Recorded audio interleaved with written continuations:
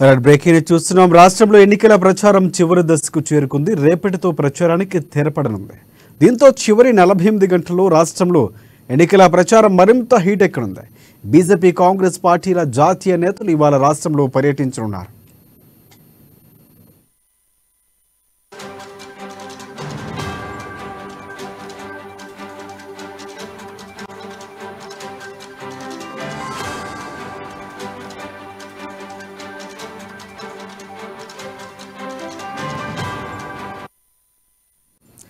ఇక తెలంగాణ పార్లమెంట్ ఎన్నికల్లో 14 సీట్ల లక్ష్యంగా కాంగ్రెస్ పార్టీ ప్రచారాన్ని హోరెత్తిస్తోంది.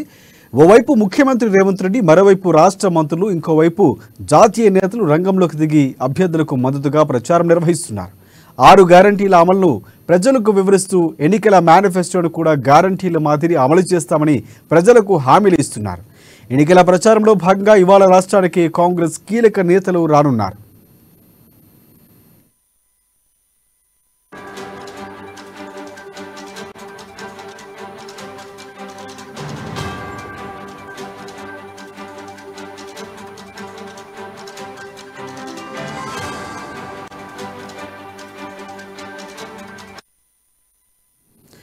ఇక నేడు రాష్ట్రంలో ఏఐసీసీ అధ్యక్షుడు మల్లికార్జున్ ఖర్గే, కాంగ్రెస్ అగ్రనేత ప్రియాంక గాంధీలు లోక్సభ ఎన్నికల ప్రచారంలో పాల్గొనబోతున్నారు. మధ్యాహ్నం హైదరాబాద్లో మల్లికార్జున్ ఖర్గే మీడియాతో మాట్లాడతారు. సాయంత్రం నకిరేకల్లో జరిగే జనజాతర సభలో పాల్గొని ప్రసంగించబోతున్నారు. మరోవైపు ఇవాళ ఉదయం పఠాన్చెర్లో కార్నర్ మీటింగ్లో పాల్గొనున్నారు సీఎం రేవంత్ రెడ్డి. సాయంత్రం మక్తల్లో జనజాతర సభలో పాల్గొని ప్రసంగిస్తారు సీఎం రేవంత్ రెడ్డి. సాయంత్రం షాద్నగర్ కార్నర్ మీటింగ్లో ప్రియాంక గాంధీతో కలిసి సీఎం రేవంత్ రెడ్డి పాల్గొంటారు.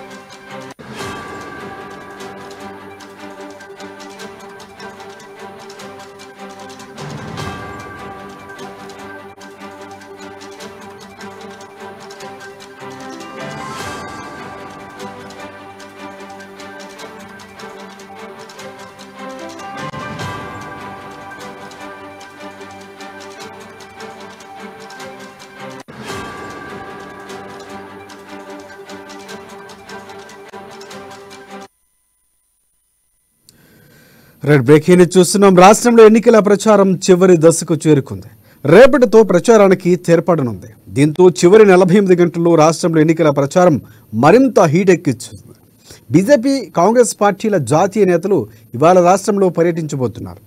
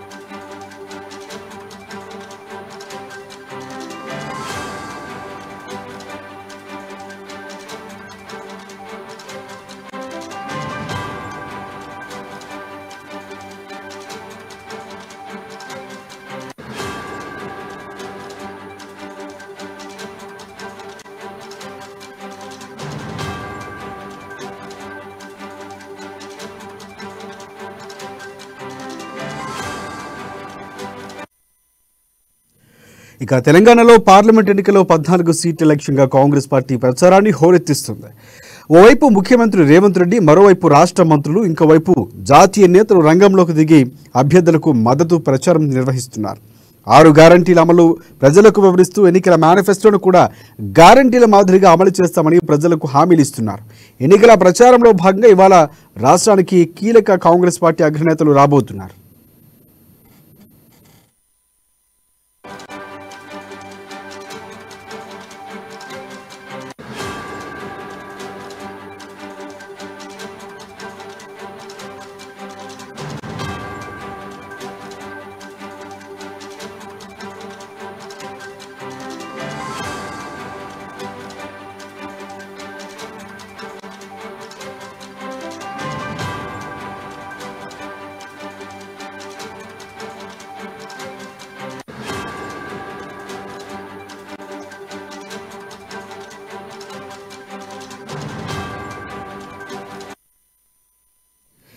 ఇక నేడు రాష్ట్రంలో ఏసీసీ అధ్యక్షుడు మల్లికార్జున్ ఖర్గే, కాంగ్రెస్ పార్టీ అగ్రనేతలు ప్రియాంక గాంధీలు లోక్సభ ఎన్నికల ప్రచారంలో పాల్గొనబోతున్నారు. మధ్యాహ్నం హైదరాబాద్లో మల్లికార్జున్ ఖర్గే మీడియాతో మాట్లాడతారు. సాయంత్రం నకరేకల్లో జరిగే జనజాతర సభలో పాల్గొని ప్రసంగిస్తారు. మరోవైపు ఇవాళ ఉదయం పఠాన్షేర్లో కార్నర్ మీటింగ్లో పాల్గొనబోతున్నారు సీఎం రేవంత్ రెడ్డి. షాద్నగర్ కార్నర్ మీటింగ్లో పాల్గొంటారు. సాయంత్రం మక్తల్లో జనజాతర సభలో హాజరవుతారు సీఎం. రేపు సాయంత్రం ప్రియాంక గాంధీ రాష్ట్రానికి రాబోతున్నారు. కామారెడ్డి, తాండూరులో ఎన్నికల ప్రచారంలో పాల్గొంటారు ప్రియాంక గాంధీ.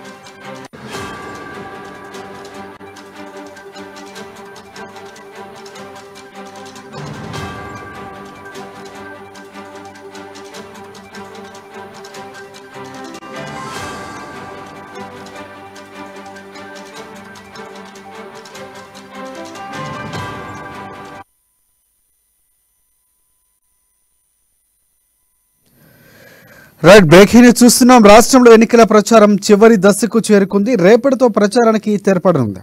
దీంతో చివరి 48 గంటల్లో రాష్ట్రంలో ఎన్నికల ప్రచారం మరింత హీట్ ఎక్కనుంది.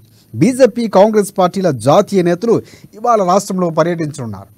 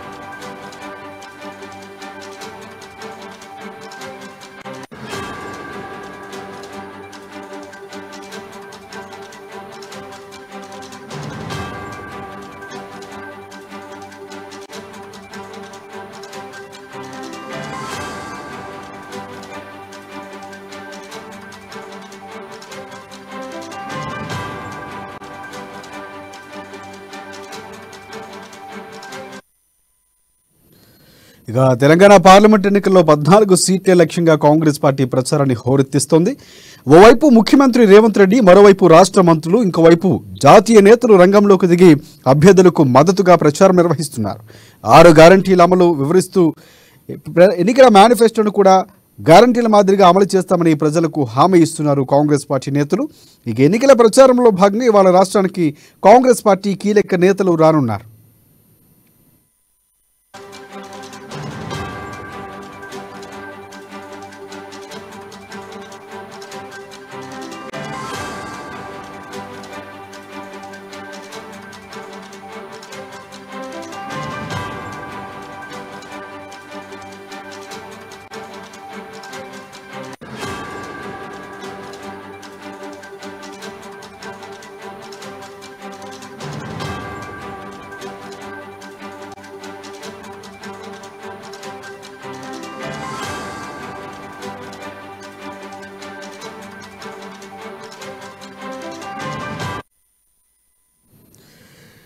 నేడు రాష్ట్రంలో ఏఐసీసీ అధ్యక్షుడు Mallikarjun Kharge, Congress party అగ్రనేతలు Rahul Gandhi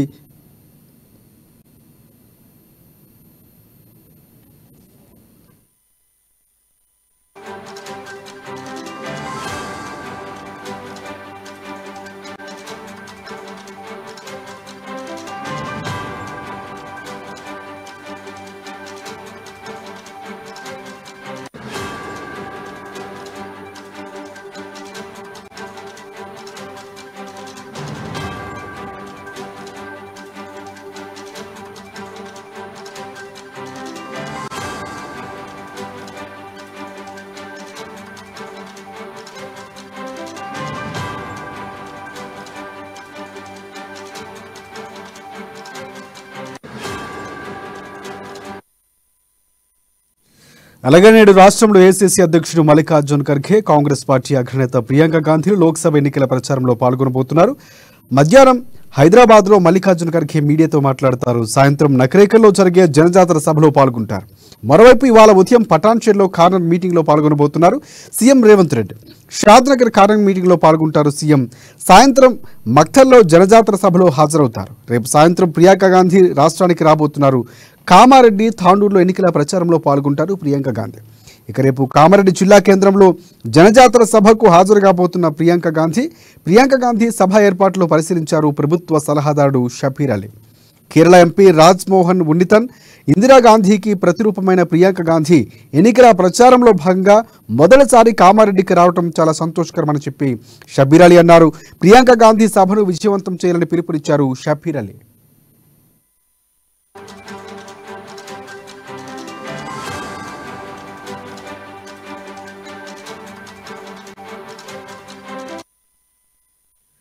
red breaking ని చూస్తున్నాం. రాష్ట్రంలో ఎన్నికల ప్రచారం చివరి దశకు చేరుకుంది. రేపటితో ప్రచారానికి తెరపడబోతుంది.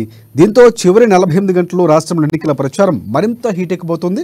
వరుస పర్యటనలతో కాంగ్రెస్ పార్టీ నేతలు హోరెత్తిస్తున్నారు. 14 సీట్లే లక్ష్యంగా ముందుకు సాగుతున్నటువంటి పరిస్థితి కనిపిస్తుంది. దీనికి సంబంధించి పూర్తి అప్డేట్స్ అందించేందుకు మా ప్రతినిధి రాంబాబు మనకి ఫోన్ లైన్లో సిద్ధంగా ఉన్నారు. ఎస్ రాంబాబు, చెప్పండి. ఎన్నికల ప్రచారం చివరి కౌంట్ డౌన్ 48 గంటలు మాత్రమే ఉంది. సో ప్రధానంగా కాంగ్రెస్ పార్టీ చాలా దూకుడుగా కీలకంగా అగ్రనేతలు రాబోతున్నారు. వైపు బీజేపీ కూడా అదే స్థాయిలో ప్రచారం చేస్తుంది, టీఆర్ఎస్ పార్టీ కూడా. సో దీనికి సంబంధించి కాంగ్రెస్ పార్టీ షెడ్యూల్ ఎలా ఉండబోతుంది, దానికి సంబంధించి అప్డేట్స్ ఏంటి? రాష్ట్రంలో ప్రచారం వేడెక్కింది. మొత్తానికైతే ఎన్నికల ప్రచారం చివరి దశకు రావడంతో ఇటు ప్రధాన పార్టీలన్నీ కూడా ఈ 48 గంటలు అత్యంత ప్రధానమైనటువంటి ఈ యొక్క ప్రచార సమయాన్ని అయితే వృధా చేసుకోవద్దని చెప్పేసి భావిస్తా ఉన్నాయి. ఈ నేపథ్యంలోనే అగ్రనేతలందరూ కూడా ఇటు తెలంగాణకు వస్తున్నారు. ముఖ్యంగా కాంగ్రెస్ పార్టీకి సంబంధించినటువంటి బీజేపీ పార్టీకి సంబంధించినటువంటి అగ్రనేతలు రాష్ట్రానికి వస్తున్నారు. బీఆర్ఎస్ పార్టీ అగ్రనేత బస్సు యాత్ర కూడా ఈ రోజుతోనైతే ముగిస్తా ఉన్నది. కాబట్టి మొత్తానికైతే రాష్ట్రంలో ఈ యొక్క ఎన్నికల ప్రచారం అయితే రేపు సాయంత్రం 5 గంటలతో ముగియనుండడంతో ఇప్పటికే ఇటు కాంగ్రెస్ పార్టీకి సంబంధించినటువంటి నేతలు నిన్న రాహుల్ గాంధీ ఇక్కడ తెలంగాణ పర్యటన చేశారు. అదేవిధంగా ఈ రోజు కూడా ఇటు ఏఐసీసీ అధ్యక్షులు మల్లికార్జున ఖర్గే తెలంగాణకు వస్తున్నారు. ఇటు మీడియాతో ఇంటరాక్షన్ తర్వాత ఇటు పటాన్చెరు తదితర కార్యక్రమంలో కూడా ఏఐసీసీ అధ్యక్షులు మల్లికార్జున ఖర్గే ప్రచార కార్యక్రమంలో పాల్గొంటారు. అదేవిధంగా ఇటు ప్రియాంక గాంధీ కూడా ఇటు తెలంగాణకు వస్తున్నటువంటి సందర్భంలో రేపు ఇటు భారీ ఎత్తున జనజాతర సభలు నిర్వహించేందుకైతే కాంగ్రెస్ పార్టీ ఏర్పాట్లు చేసుకుంది. అదేవిధంగా ముఖ్యమంత్రి రేవంత్ రెడ్డి కూడా తనదైన శైలిలో ఇటు బీజేపీ పైన ఇటు బీఆర్ఎస్ పైన దాడి చేసుకుని ఎన్నికల ప్రచారంలో దాడి చేసుకుంటూ ఇటు ముందుకెళ్తా ఉన్నారు.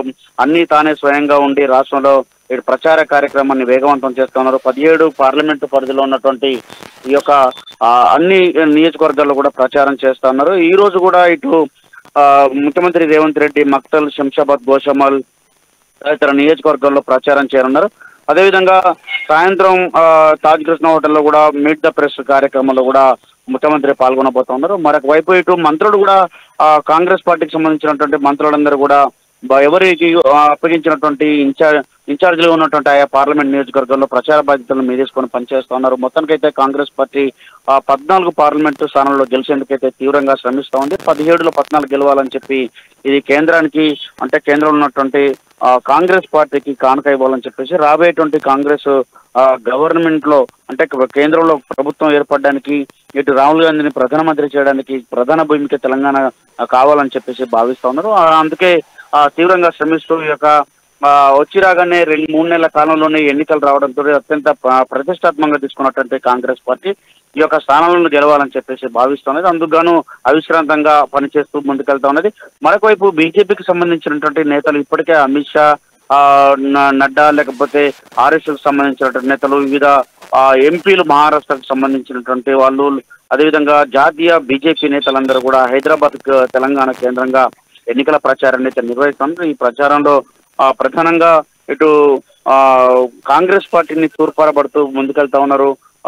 ఖచ్చితంగా 12 స్థానాలు గెలుతామని చెప్పేసి అమిత్ షా కూడా ఆశాభావం వ్యక్తం చేస్తున్నారు. ఈ రోజు నరేంద్ర మోడీ కూడా ఎల్బీ స్టేడియంలో భారీ సభ నిర్వహిస్తా ఉన్నారు. ఇటు బీజేపీతో పాటుగా ఇటు 17 రోజులుగా ఈ యొక్క బస్సు యాత్రను కొనసాగుతున్నటువంటి బీఆర్ఎస్ అగ్రనేత ఇటు కేసీఆర్ కూడా ఈ రోజు తోటి ప్రచారం అంటే బస్సు యాత్రను ముగిస్తా ఉన్నారు.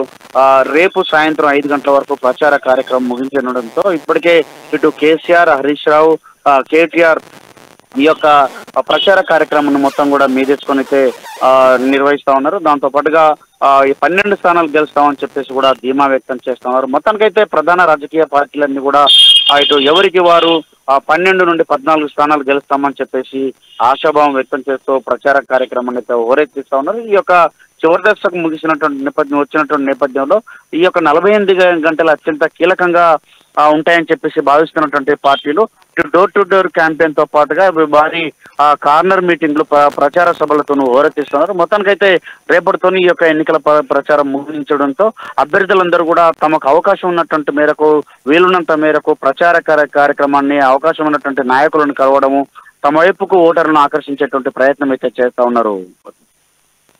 రైట్. రాంబాబు, ఇంకోటి ప్రధానంగా చూసుకుంటే ఎన్నికల ప్రచారం చివరి దశకు చేరుకుంది. సో ఎంతవరకు ఒక లెక్క, ఇక్కడ నుంచి ఒక లెక్క అన్నట్లుగా ప్రచారంలో కూడా పూర్తిస్థాయి విమర్శలు ఉండబోతున్నాయి. సో 3 పార్టీల నుంచి మనం ఎక్స్పెక్ట్ చేయొచ్చు అంటారు. అంటే ఒక తారాస్థాయికి చేరుకుంది కాబట్టి చివరి అస్త్రాలన్నీ కూడా పార్టీలు బయటకు తీస్తాయి, ప్రచారంలో మనం ఎక్స్పెక్ట్ చేయొచ్చు అంటారు.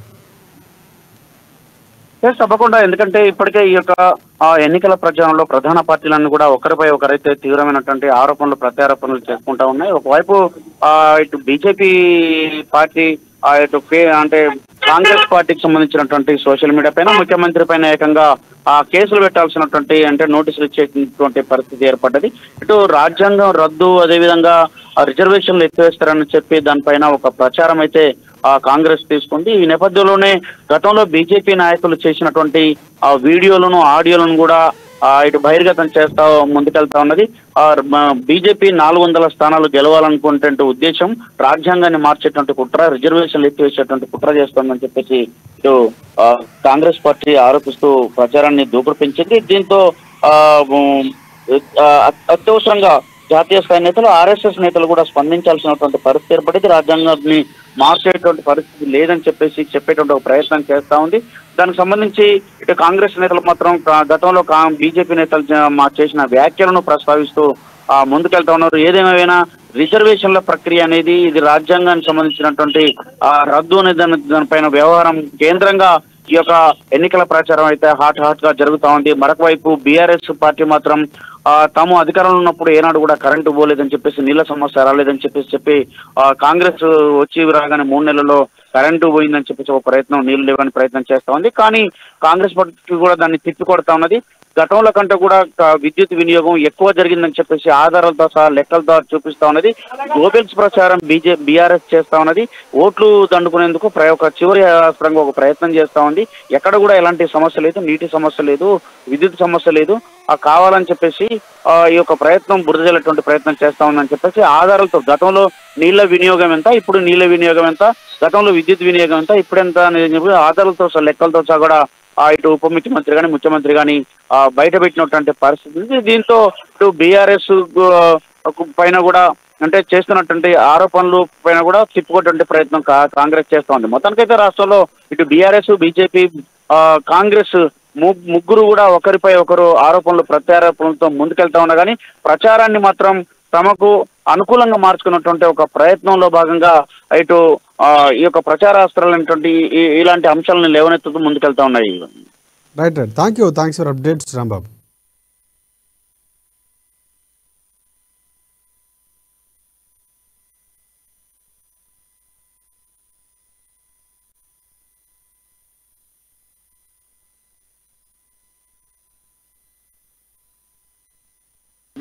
మిగిలిన